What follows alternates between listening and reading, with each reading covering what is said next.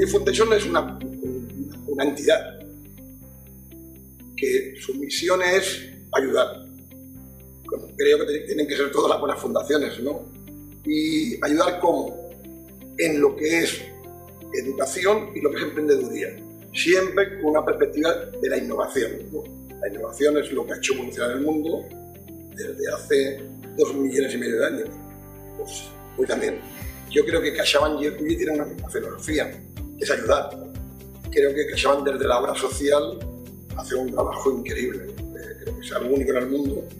Y cuando nos pusieron ser un ángel de la fundación, nos encantó porque todo el trabajo que hace social va muy ligado con nuestra filosofía. Creo que como banco era el banco que teníamos que estar aliados. Un banco donde su concepto social fuera tan importante como el negocio. Los proyectos que vamos a hacer en Bullitt Foundation y CaixaBank van a estar siempre ligados a la innovación. Porque si hacemos una exposición, queremos que sea diferente. Si hacemos un libro, queremos que sea diferente.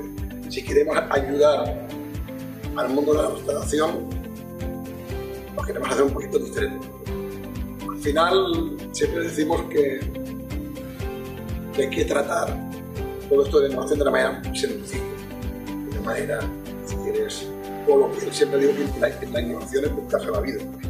Si queremos llegar a la gente joven y gente no joven que quiere montar negocios, que quiere ir a CaixaBank para que la ayude, lo tenemos que hacer con un lenguaje que nos entienda.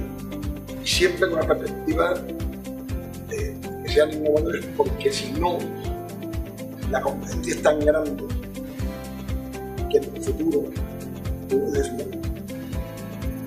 El eje de la colaboración de CaixaBank y el Bullitt Foundation tiene que ser, primero de todo, la sencilla, lo lógico.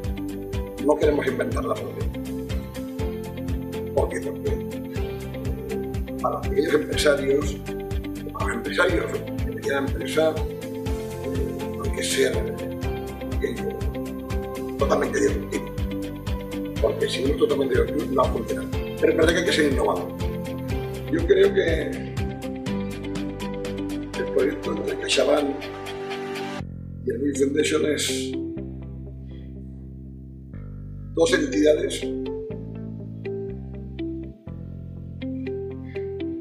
que buscan mejorar un mundo.